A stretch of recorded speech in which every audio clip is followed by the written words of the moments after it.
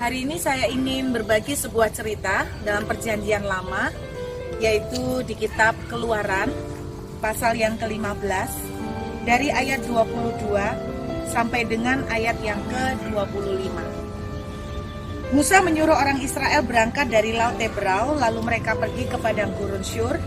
3 hari lamanya mereka berjalan di padang gurun itu dengan tidak mendapat air. Sampailah mereka ke Mara, tetapi mereka tidak dapat meminum air yang di Mara itu karena pahit rasanya. Itulah sebabnya dinamai orang tempat itu Mara.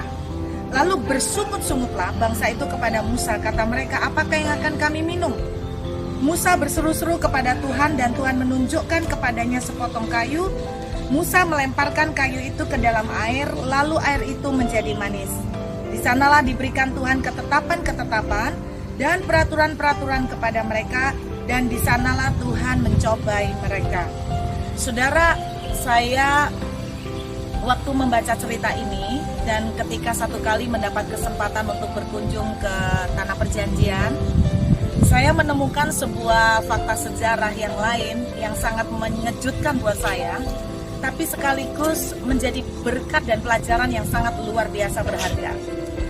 Pada waktu Tuhan membawa orang Israel keluar dari perbudakan, Alkitab menceritakan bahwa tidak lama kemudian mereka menghadapi kondisi kekurangan air, dan mereka sampai di satu tempat yang bernama Mara, di mana air yang ada di situ tidak dapat mereka minum karena air itu pahit. Nah, mungkin bagi kita yang membaca Alkitab, kita kan merasa begini, kenapa ya Tuhan itu membawa orang Israel keluar dari Mesir, tapi kok langsung ada tes pertama yang dihadapin adalah air yang pahit. Saudara, beberapa tahun yang lalu ada satu tim dari luar negeri yang melakukan kunjungan sekaligus penelitian di daerah yang disebut Mara, di sumur yang katanya mereka menemukan air yang terasa pahit karena itu sebabnya air itu nggak bisa diminum, saudara. Dan kemudian tim ini komplit, ada di situ ahli medis, ada di situ juga ahli mikrobiologi dan berbagai macam ahli-ahli yang berhubungan dengan kepentingan untuk melakukan penelitian. Kenapa ya air di sumur Mara itu terasa pahit? Sebuah penemuan yang mereka temukan sangat mengejutkan. Kenapa air di Mara terasa sangat pahit? Karena air ini mengandung enzim-enzim tertentu yang membuat air itu menjadi pahit. Nah, yang mengagetkan lagi, ternyata enzim-enzim yang ada di sumur Mara ini bukan sembarang enzim, saudara. Tapi salah satunya adalah enzim yang seperti fungsinya untuk detox. Jadi, kalau enzim ini masuk ke dalam tubuh kita, itu adalah seperti, mungkin bahasa kerennya seperti obat pencahar ya. Tapi sebetulnya gunanya adalah untuk mendetoks semua racun-racun yang ada di dalam tubuh manusia itu dipaksa untuk keluar. Itu salah satu fungsi dari enzim yang ditemukan di sumur Mara. Nah, di sumur Mara juga ditemukan enzim yang lain yang ternyata fungsinya seperti obat doping, seperti begitu, saudara. Intinya bukan obat doping gimana ya, intinya enzim ini akan mempunyai kekuatan fungsi untuk membuat orang yang minum itu akan mempunyai kekuatan ekstra menghadapi temperatur yang sangat ekstrim. Nah, waktu saya mulai berpikir dari hasil penelitian ini ternyata mengagetkan.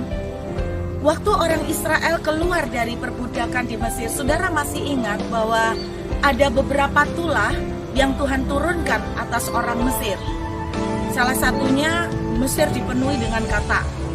Kemudian tulah yang lain adanya lalat pikat. Terus kemudian nyamuk. Bukankah semua tulah-tulah ini adalah tulah-tulah yang sangat kotor, membawa penyakit? Memang orang Israel ada di daerah yang dibedakan oleh Tuhan dan mereka dijagai tidak kena tulah ini. Tapi bagaimanapun seluruh Mesir sudah terkontaminasi termasuk air. Masihkah ingat saudara, salah satu tulah yang terjadi di Mesir adalah air berubah menjadi darah. Jadi semua itu sudah banyak yang kotor dan tercemar. Karena ada lalat pikat, ada nyamuk, ada katak, kemudian menjadi darah. Nah, ketika Tuhan membawa orang Israel keluar dari Mesir, sebetulnya yang Tuhan lakukan ketika membawa mereka ketemu dengan sumur pahit adalah Tuhan secara tidak kita sadari seakan-akan memaksa mereka untuk meminum air pahit ini. Untuk apa? Untuk mendetok, saudara, sehingga semua racun-racun yang pernah masuk ke dalam tubuh orang Israel itu akan dikeluarkan supaya bersih. Dan yang kedua, sebetulnya Tuhan sedang mempersiapkan mereka dengan antibodi, dengan vitamin, dengan doping yang akan membuat mereka mempunyai kekuatan ekstra untuk mampu beradaptasi dengan cuaca ekstrim di padang gurun. Salah satu cuaca ekstrim di padang gurun adalah kalau siang hari panasnya luar biasa dan kalau malam hari dinginnya luar biasa. Jadi sebetulnya apa yang Tuhan persiapkan di balik pahitnya air di sumur Mara adalah Tuhan sedang memberikan kepada mereka persiapan antibodi, persiapan kekuatan, sehingga nanti mereka di dalam padang gurun, dalam perjalanan yang panjang, mereka akan lebih tough, mereka akan lebih sehat, mereka akan lebih kuat. Nah, kita tahu ceritanya bahwa generasi pertama dari orang Israel yang keluar dari Mesir habis di padang gurun. Memang salah satu cerita yang kita dengar atau yang kita baca di Alkitab, ada kejadian-kejadian di mana mereka ditelan bumi lah, kemudian mereka dipukul Tuhan. Tapi yang mungkin tidak kita juga sadarin, banyak dari mereka juga yang akan kena sakit dan jatuh sakit seperti itu, saudara. Nah, sebetulnya bagi manusia kita merasa Tuhan itu jahat. Kenapa Tuhan itu tidak menyediakan mereka segala fasilitas yang mereka perlukan? Kenapa Tuhan seakan-akan begitu keras sama mereka, harus mempertemukan orang-orang Israel dengan air yang pahit? Tapi yang tidak pernah mereka ketahui, di balik pahitnya air ini, ternyata Tuhan sedang memberikan dan mempersiapkan mereka kekuatan yang luar biasa. Nah, saudara, seringkali dalam hidup kita sangat tidak pernah mengerti skenario Tuhan. Alkitab mengatakan rancanganku dengan rancanganmu itu seperti langit dengan bumi. Nah, seringkali kita seperti orang Israel, kita bersungut-sungut dengan air pahit yang kita terima dari Tuhan hari ini. Mungkin ada air pahit yang Tuhan izinkan terjadi dalam hidup saudara. Tapi saya ingin menyemangati saudara hari ini. Kuatkan hatimu. Percayalah bahwa setiap air pahit, apapun yang Tuhan izinkan terjadi dalam hidup kita, tidak ada yang kebetulan. Tuhan tetap pegang kendali, saudara. Bagian saudara dan saya jangan sampai meniru seperti orang Israel, bahwa ketika mereka menghadapi air mara yang pahit, mereka bersungut-sungut.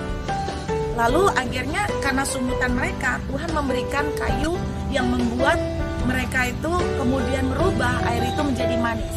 Kita tuh seringkali ingin mempercepat proses yang pahit. Dan kita seneng kalau kita mendapat yang manis, kita menganggap bahwa Tuhan menjawab doa kita. Tapi belum tentu yang manis itu selalu yang terbaik. Izinkan apa yang Tuhan izinkan terjadi hari ini. Nikmati, saudara. Kalau kita memang harus menelan air yang pahit, mari saya berdoa biar saudara dan saya tetap kuat untuk menikmati air pahit ini. Izinkan sampai Tuhan selesaikan. Karena kita tidak pernah mengerti bahwa ternyata air pahit ini merupakan sebuah persiapan yang sangat bagus, yang kelak akan memperlengkapi kita dalam perjalanan kita ke depan. Saudara, sebelum saya menjadi hamba Tuhan, saya dulu sangat bercita-cita, saya ingin sekali menjadi hamba Tuhan, saya ingin bisa berkhotbah, menyampaikan firman. Tapi pada waktu dulu saya sampai mengajukan diri untuk menjadi pelayan Tuhan sepenuh waktu full time di sebuah gereja, saya ditolak, saudara.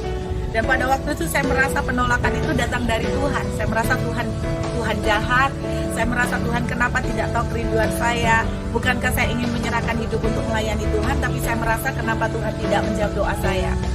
13 tahun sebetulnya buat saya untuk menanti sampai betul-betul Tuhan membawa saya pada sebuah kesempatan untuk berdiri di mimbar untuk menyampaikan firman Tuhan. Dari situ saya belajar, saudara, bahwa ternyata 13 tahun penantian saya untuk bisa berdiri di mimbar menjadi hamba Tuhan ternyata merupakan masa persiapan yang Tuhan pakai untuk mempersiapkan saya. Karena ternyata berdiri di atas mimbar bukan hal yang mudah, ada banyak tanggung jawab yang besar, ada banyak kewajiban yang tidak mudah. Dan saya jadi menyadari 13 tahun merupakan masa persiapan yang Tuhan lakukan buat saya untuk mempersiapkan karakter saya, untuk mempersiapkan kematangan saya yang saya perlu miliki sebelum saya berdiri di atas mimbar. Saya teringat juga di Alkitab Daud untuk bisa sampai menjadi raja. Tuhan memerlukan sekitar 13 tahun untuk mempersiapkan dia.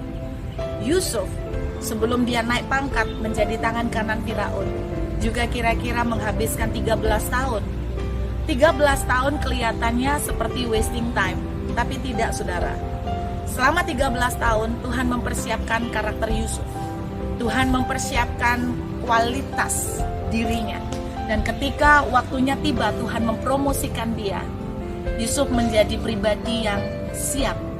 Buat Tuhan menaikkan kita, memberkati kita, mempromosikan kita dengan cepat, dalam sekejap Tuhan sanggup lakukan. Tapi masalahnya apakah ketika sudah dibawa sampai ke puncak, apakah saudara dan saya akan siap? Saya percaya bahwa bagi Tuhan, memiliki hati saudara adalah jauh lebih penting. Karena buat Tuhan memberkati itu urusan gampang. Tapi memiliki hati yang tetap matang dan berkenan di hadapan Tuhan, itu yang Tuhan cari. Karena itu apapun air pahit yang saudara harus jalani hari ini, baik itu berupa penolakan, baik itu berupa pintu-pintu yang rasanya seperti tertutup, saudara nikmatin. Kita tidak akan pernah mengerti, tapi percayalah bahwa waktu Tuhan mempromosikan saudara dan saya, waktu Tuhan mengangkat kita, itu adalah waktu yang terbaik yang Tuhan pilih buat kita. Karena itu saya berdoa bahwa biarlah melalui pelajaran air mara yang pahit, kita belajar bersyukur, kita belajar menikmati.